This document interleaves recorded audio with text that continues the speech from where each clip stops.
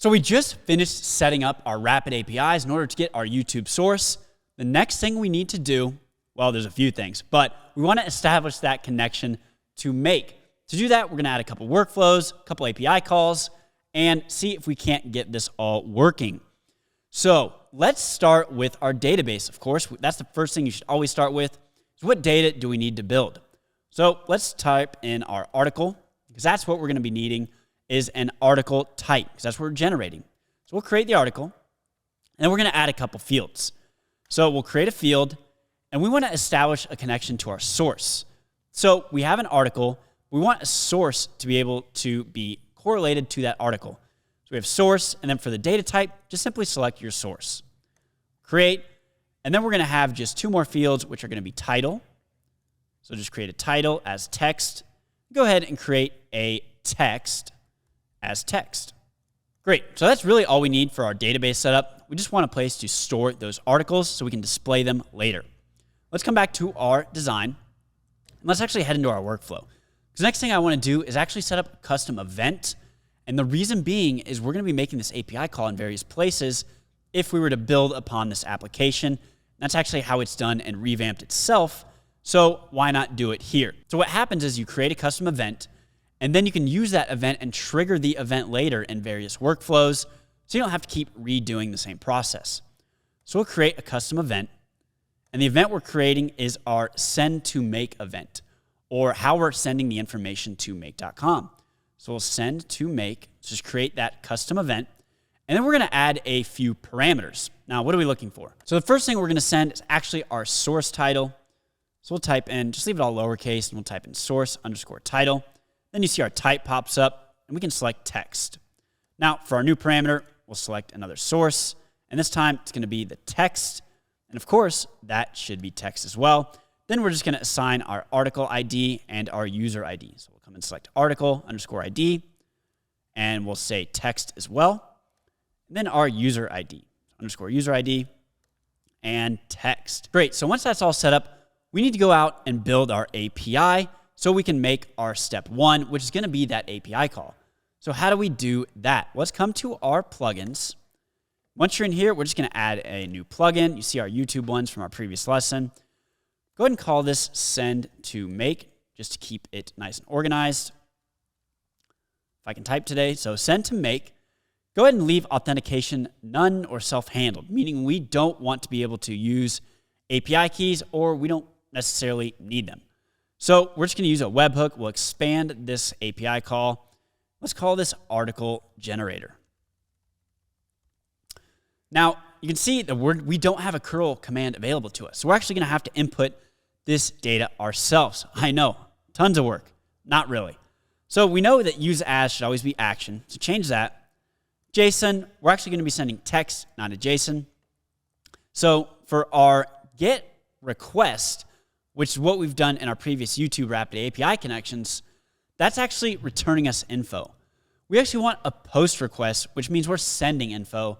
We're not really receiving anything back. But the next thing we need to do is get our URL right here that we're sending the post request to. So let's come into Make. Now you should be familiar with our scenario builders by now, but we're in a fresh new scenario build, and let's establish our webhook. Just type in bubble, and that's how we're going to form our connection. And then the thing we're going to want to select is our watch events. Just come and select watch event. This means when a trigger happens, the event is listening, and it should trigger something to happen when the event happens. Pretty self-explanatory there. We'll select watch event, and then choose a hook. I've already made a couple of these, so I'll just select article generator, but you can just add a new one and just give it a name and do the same thing. And then we have our webhook right here.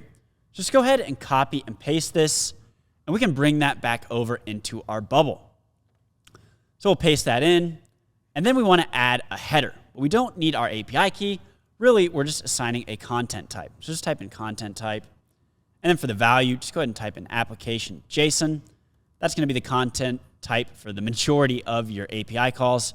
So get familiar with application JSON. Now, for the parameter, we're actually going to be writing a bit of code. Ooh, a little bit of code in a no-code tutorial. I thought we were doing no-code. Well, for the majority of the course and your entire application building, it is going to be no-code. But when you're working with JSON, it's essentially just a structure of text. It's not really code. It is, but it's just how the text is structured that we're going to be sending. So just think about it as text, structured text. That's what we're going to call this, structured text. We're not coding. We're just structuring text. So you're going to want to start with a curly brace. That's always how you start a JSON object, is with a curly brace, and you're going to end with a curly brace. So let's just type that in already. Let's start entering our info. So the structure of this is basically you have a label, and then you have a value. So we want to make our labels something that we're going to know.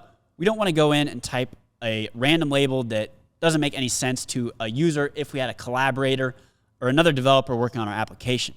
So for our instance, we'll type in our source title, and then we'll give it a dynamic value. So you just type in source title, and we're going to want to put this around quotation marks. That's important. All your labels and your values should be in quotations, separated by a colon. And then we'll do dynamic variable for bubbles syntax. That's going to be that less than, greater than sign.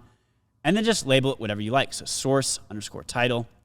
But again, this should be something that a user is going to know. So don't come in here and say source title and then go burrito, because how are we going to know what that is? So make sure you label it correctly and what somebody would actually know how to use it. So we'll type in source text, and then by quotations, colon, then our dynamic data, and then we'll go ahead and type in taco. No, we'll type in source text, and then we'll close that off with our quotes. And then make sure you're doing a comma between each of these values. That's how it knows a new field is going to be input, or it should be looking for one. Because if you don't put a comma, you're going to get some errors. So the next thing we have is our article ID. Just go ahead and type article ID, quote, end it with a colon, dynamic variable, and then just type in article ID. Close that off. And then we have one more, which is our user ID. So we'll type in user ID, and then quotes and our dynamic variable. So user underscore ID. Great, just like that. Now let's move on to our key value pairs, which are going to auto-populate here. We'll just uncheck all of these, and then just write test. Just give it a value so we can establish that connection to make. If you don't give it a value, you might not be able to get the info in make. So if you don't see some stuff populate in make for you, make sure you send a initialize the call with some values here. So great, we have all of our information. Now let's initialize the call and see if we don't get any errors or we get a successful response. Now, I already know there's going to be an error just because I put something in the syntax that's not correct, and I want you to learn from this. So we'll initialize the call.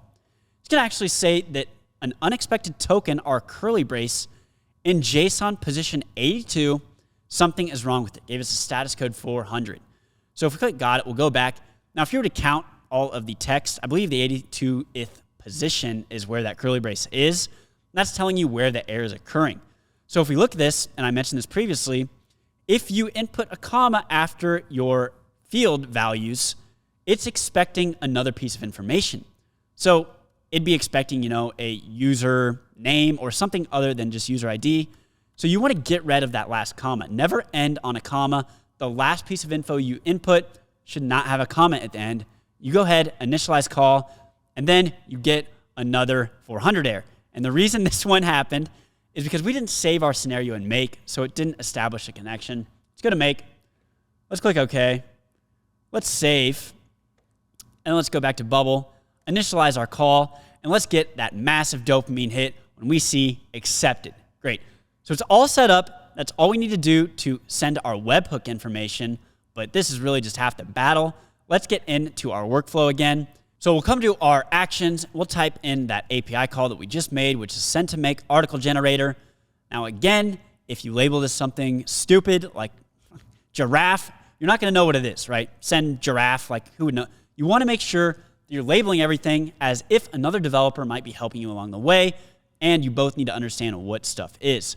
That's just a small touch on naming again for you. So get rid of these test values we put in here. Let's go insert our dynamic data. So for source title, you should now see that we have these workflow data sources. Reason being is we actually made these in our custom event. So we have access to these now. So select our source title. Go ahead and scroll down.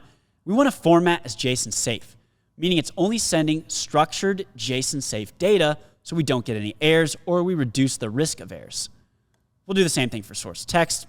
And source text, and then we'll format as JSON safe, and then we'll grab our article and user ID. So just article ID and our user ID.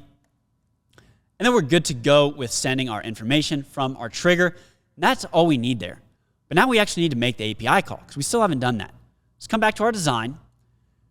And we're going to want to add a workflow to this generate article button. But before we do so, we're going to need to be able to access our source. And right now, we don't have a way to do that. So if you come to our parent group, you see the type of content is nothing, meaning we're accessing no data. But we need to access our source. So go ahead and select source. And then for our data source, we need to think, well, there's probably a few ways to do this. There's probably a ton. But we're going to do the easiest way I can think of off the top of my head, which is doing a search for the data. So we'll do a search for the source. Our constraint is going to be bound to the current user. So whoever created it, we want that to be equal to the current user. That way, we're getting the correct source, and it's looking for a list right now or displaying a list. We want a single item.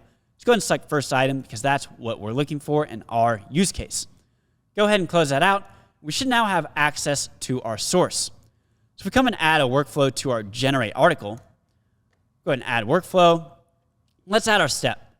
So we'll come and select our trigger this time, not our API call. So we'll come to select custom event, and we're triggering that custom event. Now you see it's send to make custom event, asking for all of the information here. So we'll have source title, and now we have access to group sources, and then all the info we need. So group source title, we'll have group source text, we'll have article ID, but we actually won't, and I'll tell you why in a second. So let's move on to user ID. We have current user, and then their unique ID, where that is right here. The reason we don't have an article is because we haven't made an article. So we don't have an article ID to assign and no way to get it. So that's going to be coming from our database. So let's create a new step. Let's actually create an article. So we'll create a new thing. We'll create a type of article, and we'll set a field. Now here we're going to assign the source. So we'll select source and assign the parent group source. That way we make an article and we assign the source to it. So great, we have that. Let's come back and make that our step 1. So now we have an article ID. And now you'll see that workflow open up for us to get that article's unique ID. Let's go ahead and select that. Now you should be all set up to send our information to make. So let's go into make and see what we need to do on their end to make this work. So we're back in make, and we need to add our next event or workflow in our make sequence. So we'll come down here, add another module. We're looking for, of course, OpenAI. So we want to send that source information to our OpenAI. That way we can generate an article from the source. So we're going to select create a completion. Now you see we have our article generation populate here. And if you don't have one, just go ahead and add. And then it's pretty simple. Just make your connection name and your OpenAI key, and you should be good to go. So let's close that out. And we'll go to our model. Now scroll all the way down since we're cheap, and we'll go 3.5 turbo because we're not wasting any money on 4 right now. And we'll add an item. And the first item we're looking to add is our system, or role, I should say. So our system role, we want to give it a bit of instruction. So what is it going to do? Again, you can make this as detailed as you want. I'm going to give it a pretty basic one. And I'm going to say, you are a blog writer, and you write informative articles based off various sources. Great. So now it's a bit of instruction on how it should operate. The next thing we do is assign our user role some instruction or a message content that needs to be sent. So for this, we're going to add a dynamic variable, which is going to be our source title and text, as well as some hard-coded in instruction. What I mean by that is we'll say something like, here is the source you should write the article about. Then put a colon, and now we can add our source title as well as our source text. And now it has that context to be able to write an article based off our source. So go ahead and click OK, and we should be good to go with our OpenAI function. Now, the next thing we need to do is actually establish a real connection with Bubble, meaning we need to be able to update our database from Make. Now, to do that, we need an API integration. So we'll add another module. We'll look at Bubble. And to do this, we want to actually create or update our database or thing. So let's do that. Let's click Create. And you can see we have our pre-ones that I've been playing around with. So we'll just go ahead and click add, and you want to establish a new bubble connection. So there's a few nuances to this, but we'll walk through it. Right now, the bubble connection name is nothing. We'll just say article generator, like so. And then for the application domain, come back to our bubble. And up here in the URL, I'm going to bring this down so you can see. And then we'll select everything after our ID equals, and before that, @ symbol. So select everything there, including the numbers that you probably didn't make yourself. We'll go ahead and copy and paste that over to make. That's going to be our application name. Now, for our API token, we need to do a few things to make this work. But let's come to Bubble, and we'll go to our settings. You see in API, I've already enabled this. Probably it's going to look like this for you. Go ahead and click Enable. You'll get the warning. And then go ahead and enable your workflow and backend workflows. And then you're going to select our article, our source, and our user. So what this is actually doing is allowing Make to interact with our Bubble API. So we just generate a new API token. We'll give it a name. It's article generator. And we'll copy that private key. Now, you also just check our field display instead of ID. Make sure you check that. We'll go back to Make, establish an API token. Is that the right token? That looks a little short. Yep, let's copy and paste that again. Paste the whole thing in. Now, when we click Save, of course, you already know an error is going to occur. Let's see that. Holy shit. That was a voice crack of a lifetime. Oh my God. All right, so we got an error, and we have a 404 not found type, not found my table. So what does this, what does this mean?